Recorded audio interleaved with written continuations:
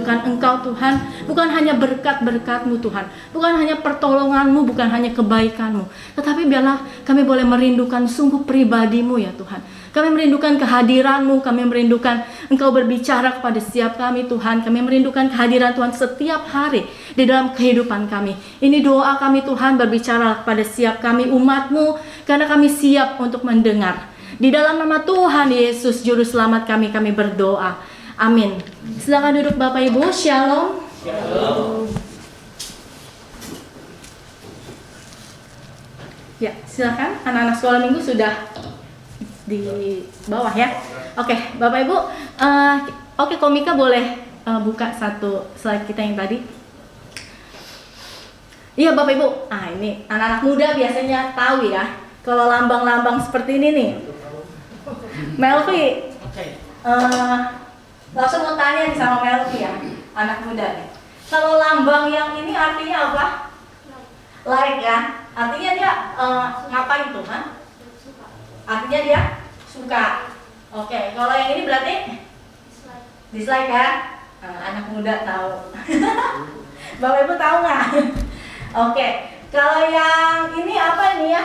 Nah, ini agak susah nih. Hah? Apa Jess? Share ya. Yang ini artinya share nih, tanda panah ini nih Bapak Ibu. Artinya kalau ada pesan apa, misalnya ada video apa, postingan apa, di share. Artinya dia, oh bagus nih, oh di share nih, ini lucu nih, ini seru nih, di share. Nah Bapak Ibu kalau yang ini nih, Cimel kita. Sering komen ya? Sering komen di IG, di sosial media, di YouTube, di Facebook, semua ada nih biasanya namanya kolom chat atau kolom komentar, di mana kita itu bisa berkomentar apapun yang kita suka, mau itu kita kasih saran, mau itu kita kasih masukan, kita nggak suka atau kita puji atau kita mau nanya ini apa, ini gimana, kenapa gitu, biasanya di kolom komen. Nah Bapak Ibu, kalau kita di sosial media aja sama artis yang jauh banget dari kita bisa komen. Apalagi ini Bapak Ibu sama Tuhan yang dekat sama kita setiap hari, kita bisa kasih komen. Kalau kita sama Tuhan, kita kasih komen apa? Tuhan aku like deh, Tuhan hari ini baik, aku like banget sama Tuhan. Atau Tuhan hari ini aku lagi bete banget nih, aku lagi kesel banget nih hari ini nih, aku lagi marah banget nih, aduh nih tetangga sebelah bikin kesel. Kita pernah nggak komen sama Tuhan? Atau mau share? Kita share apa? Kita berbagi. Hari ini Tuhan itu aku mau bersaksi loh, aku mau sharing loh tentang kebaikan Tuhan loh. Pernah nggak kita gitu Bapak Ibu? Kalau di sosial media aja kita bisa like, kita bisa komen, bahkan kita bisa dislike lagi yang kita nggak suka. Ya, kita bisa kasih komen, kita bisa share. Apalagi ini sama Tuhan Bapak Ibu. Di dalam kita berelasi sama Tuhan, kita bisa komen, kita bisa cerita, kita bisa curhat. Itulah yang namanya tema yang kita renungkan hari ini. Membangun percakapan dengan Tuhan. Ya, kalau di IG sosial media nih anak muda penuh kolom komentar. Kalau sama Tuhan ya Ko Rudi, kita juga bisa komen-komenan ya.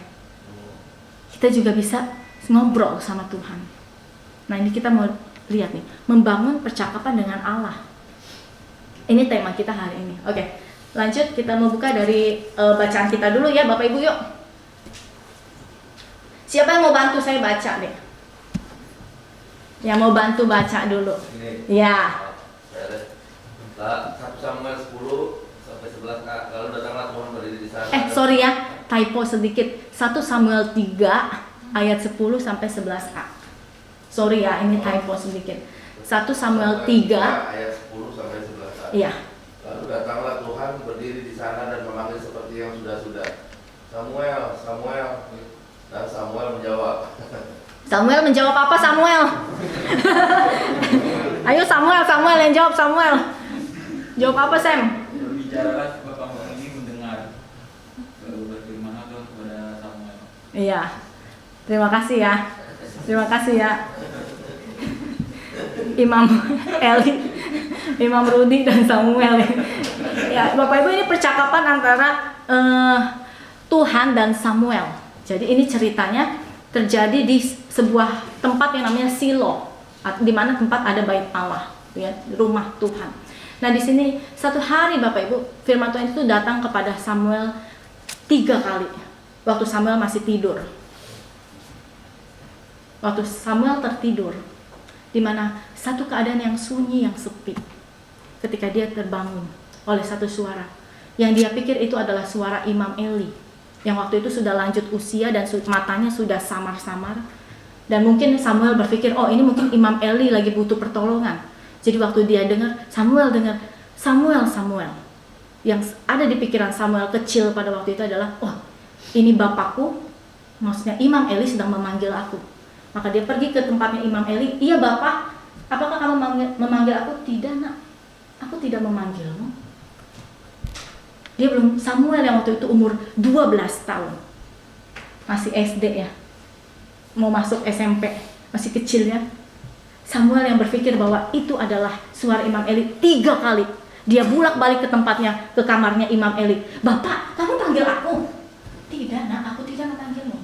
Sampai Eli berbicara, nah kalau ada suara datang lagi sama kamu, kamu bilang, iya bapak, aku ini hambamu, aku siap mendengar.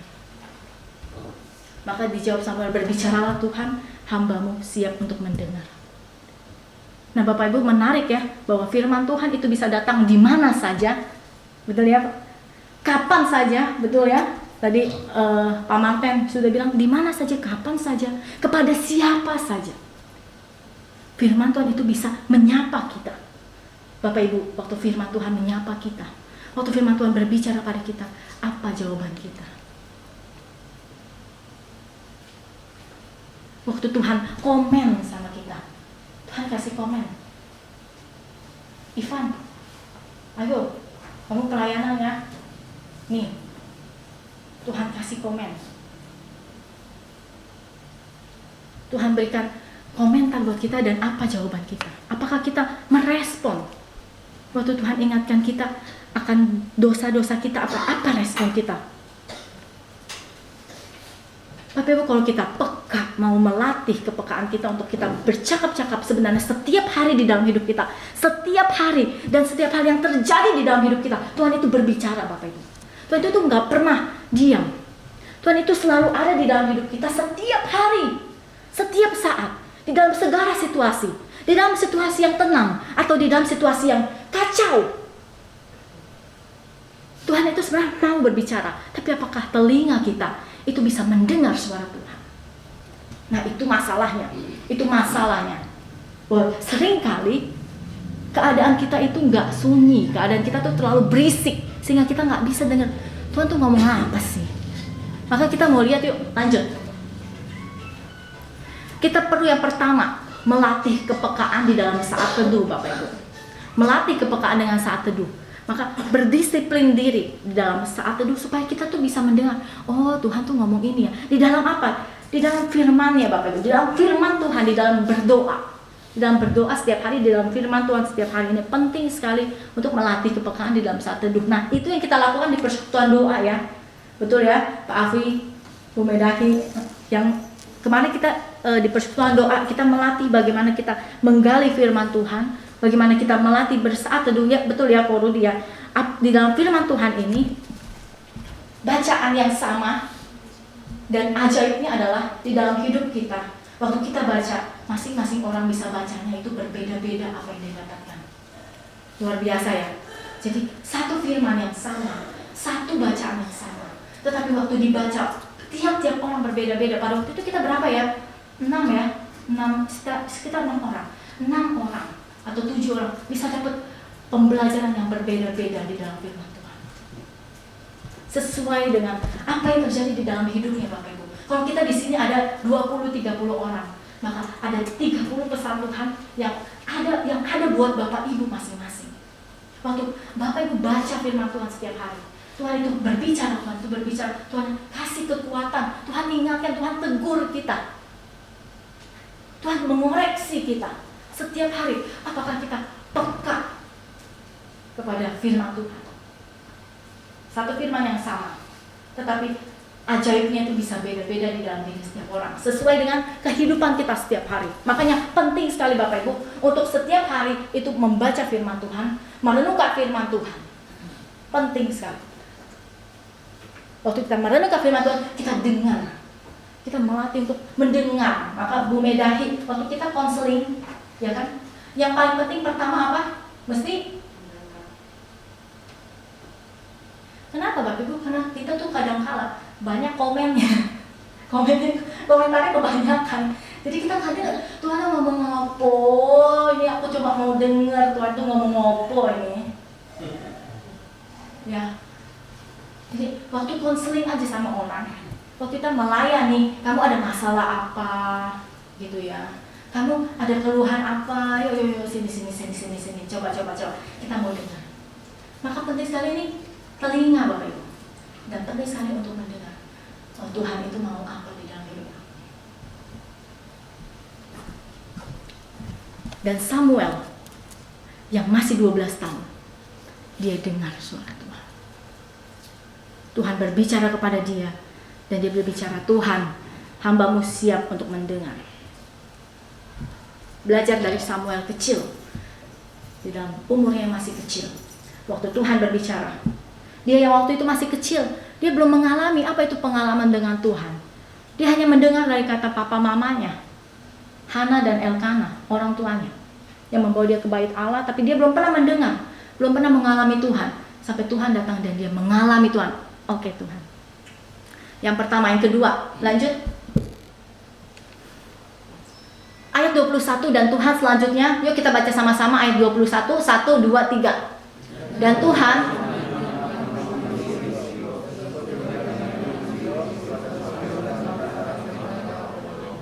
ya. Sekali lagi, di Silo. Tuhan menampakkan diri di Silo sebab Dia menyatakan diri di Silo kepada Samuel. Kenapa yang terjadi di Silo? Ada apa dengan Silo ini? Dengan tempat yang bernama Silo, satu daerah yang bernama Silo, lanjut.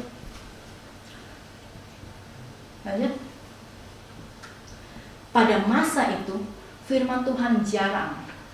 Penglihatan pun tidak sering. Artinya apa? Tuhan tidak berbicara kepada umatnya. Dan ini masalah besar. Bapak Ibu, waktu Tuhan di dalam hidup kita, Tuhan itu diam, Tuhan itu nggak bicara, Tuhan itu cuek. Itu masalah besar buat kita. Masalah besar sekali. Waktu masa itu firman Tuhan jarang, penglihatan pun nggak sering. Artinya apa? Umat nggak mendapat firman Tuhan. Tuhan nggak memimpin, Tuhan nggak hadir di sana. Tuhan nggak hadir, Tuhan diam terhadap umat. Dan ini bisa terjadi Bapak Ibu. Kenapa? Yang kedua, kenapa bisa terjadi? Lanjut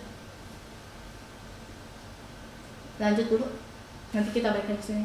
Karena dosa umatnya. Umat Israel pada waktu itu, mereka beribadah, tetapi hati mereka nggak di dalam ibadah. Mereka jauh dari Tuhan, mereka berbalik dari Tuhan, mereka ikutin diri sendiri. Itu yang ada di dalam ayat ini. Kalau Bapak Ibu bisa baca 1 Samuel 3, dia bilang hati umat Israel itu berbalik daripada Tuhan. Mereka itu mengikuti jalannya masing-masing, suka-suka gue, bukan ikutin Tuhan. Jadi waspada Bapak Ibu, dosa-dosa yang kita lakukan di dalam hidup kita. Karena coba kita lanjut ke yang tadi. Saya mau kasih OVO 20.000 buat Bapak Ibu nih. Lanjut. Kenapa ada apa di Silo? Kenapa Silo itu jadi satu tempat yang sangat penting? OVO 20.000. Kalau Bapak Ibu bisa jawab, ada apa di Silo? Ada yang bisa jawab? Boleh angkat tangannya. Kenapa ini jadi satu tempat yang sangat penting sekali? Dan bahkan disebutkan terus, diulang-ulang. Apa? Pak Alfi bisa coba jawab, ada apa di Silo? Itu kan bilangin the first Jerusalem, berarti apa tempat ibadahnya atau kemah sucinya di situ? Yes. Kemah sucinya Israel. Betul. Di dalam kemah suci ada tabut Tuhan, tabut perjanjian yang melambangkan kehadiran Tuhan. Tapi justru di dalam rumah Tuhan itulah dilakukan dosa yang paling besar yang dilakukan oleh Imam Eli. Imam Eli yang adalah seorang imam, dia punya 2 anak, dan di sanalah 2 anak ini mempersembahkan korban yang sembarangan, sesuka-sukanya di rumah Tuhan. Jadi dosa yang terbesar dilakukan di Silo. Tetapi Bapak Ibu, ini ajaib. Di Silo lah Tuhan kembali menampakkan diri kepada Samuel. Di Silo, di tempat yang pernah dinodai itu, yang pernah ada dosa itu, tetapi Tuhan menampakkan diri di Silo. Artinya apa? Tuhan masih beranugerah. Artinya selama Tuhan masih ada anugerah, ayo kita responi anugerah Tuhan. Selagi Tuhan saat ini Bapak Ibu kita masih mendengar firman Tuhan, ayo kita responi firman Tuhan. Ayo kita datang sama Tuhan. Di Silo lah ada tabur perjanjian Tuhan, kehadiran Tuhan. Dan waktu Tuhan berbicara kepada Samuel, itu adalah tanda bahwa Tuhan masih mengasihi umatnya. Tuhan masih memberikan anugerahnya kepada umat Israel pada waktu itu. Makanya dia nyatakan firman Tuhan. Maka firman Tuhan adalah sesuatu yang sangat berharga buat kita. Dan marilah kita menghargai setiap firman Tuhan yang kita mau renungkan setiap hari di dalam hidup kita. Dia dekat sekali dengan Bapak Ibu. Firman itu dekat sekali setiap hari dengan hidup kita. Yang ketiga, bagaimana sih kita bercakap-cakap dengan Tuhan? Lanjut. Terus ya Komika, mewaspadai dosa. Hati-hati Bapak Ibu dengan toksik ya. Kita nggak suka orang toksik, tapi ternyata toksik itu di dalam diri kita sendiri. Ya, ada toksik, ada dosa. Betul nggak? Ada dosa di dalam diri kita yang perlu kita waspadai. Lanjut. Nah, ini dia. Hari-hari ini nih, ini baru-baru nih ya. Karena saya suka bergaul sama anak-anak muda. Jadi apa nih? Kenapa sih Iren? Ada apa sih Iren? Coba tolong dijelaskan ini apa nih? Maksudnya? Udah lihat-lihatan aja Iren sama Jessica nih. Ada apa nih? Nini tahu nggak Nini? Apa ini? Hah? Apa nih?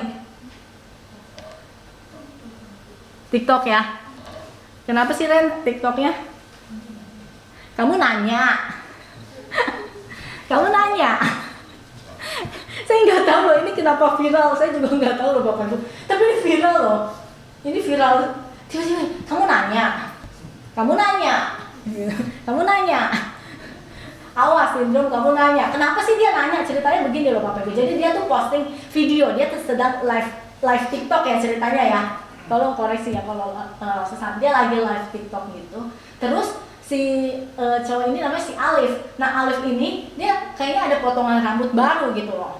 Terus kamu terus ada netizen biasa kan komentar gitu. Orang-orang tuh yang nonton dia komentar, rambut tuh potong di mana nih? Terus pokoknya dia nanya sekitar rambut.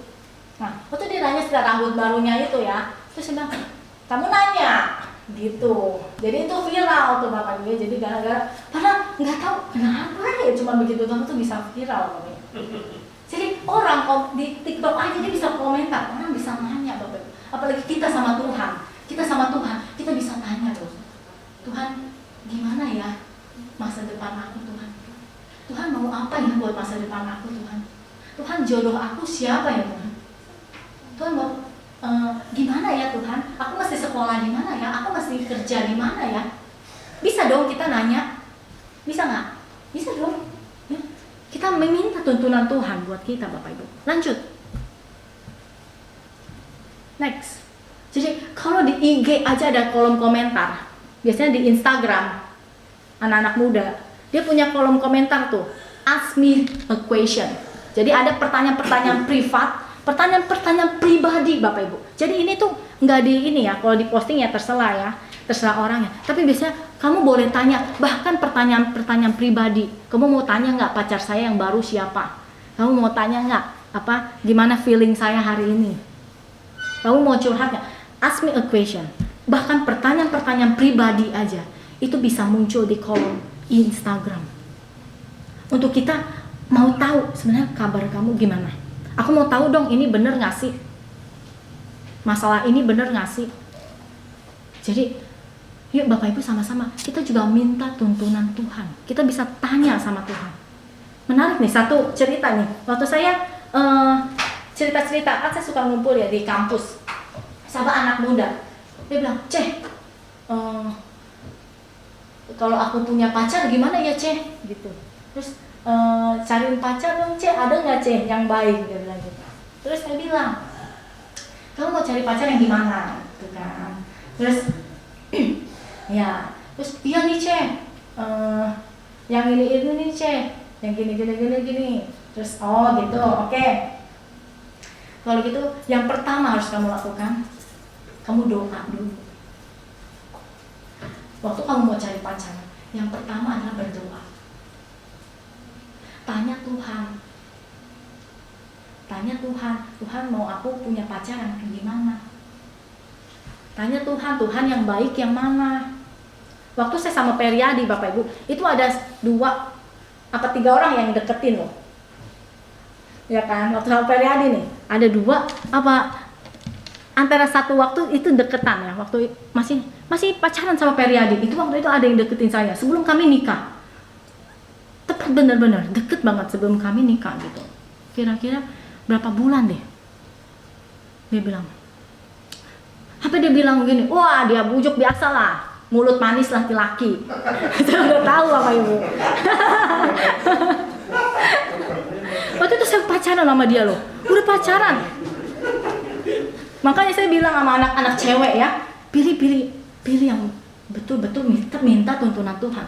Kenapa ini buat anak-anak perempuan ya? Ini saya kasih tahu nih anak-anak perempuan ya. Kenapa? Karena pasangan itu menentukan hidup mati kita di masa depan. Kalau kita salah pilih pasangan, mati masa depan kita. Bener loh. Bener. Jadi waktu deket itu ya, waduh Bapak Ibu kurang apa ya, udah sangat dia, maksudnya yang bukan Periadi ini yang deketin saya. Orangnya tuh kelihatannya sangat rohani, sangat mapan, punya masa depan karir bagus. Di situ coba tunggu. Saya bilang tunggu. Coba saya lihat dulu ya. Setelah dipertimbangkan banyak masukan, saya berdoa sama Tuhan. Kami minta masukan. Tetaplah Periadi yang is the best. Gitu. Ya, waktu Tuhan, benar Bapak Ibu. Jadi ada aja cara Tuhan itu menuntun kita loh, memberikan tuntunan lewat orang-orang yang baik, lewat orang-orang yang rohani. Tuhan itu bisa berbicara sama kita. Tuhan bisa ingatin kita loh. Jadi Cece hati-hati ya. Satu Bapak Ibu, kalau masih pacar aja dia berani nipu. Kalau udah menikah kita nggak jamin dia tipu kanan kiri. Enggak. Saya waktu itu sama Perian itu aja. Ada banyak pertimbangan yang kita bisa lihat Bapak Ibu sesuai dengan tuntunan Tuhan. Maka kalau mau cari jodoh, tanya Tuhan. Karena Tuhan yang ciptakan kita. Ya Bapak Ibu, jadi selalu connect sama Tuhan ya. Setiap saat, setiap waktu connect sama Dia. Connect seperti wifi, connect sama handphone kita. Waktu handphone kita connect sama wifi, kita bisa melakukan hal-hal yang baik, hal-hal yang seru, hal-hal yang fun. Waktu wifi itu connect sama handphone kita. Maka lanjut. Jika yuk kita baca sama-sama. 1, 2, 3.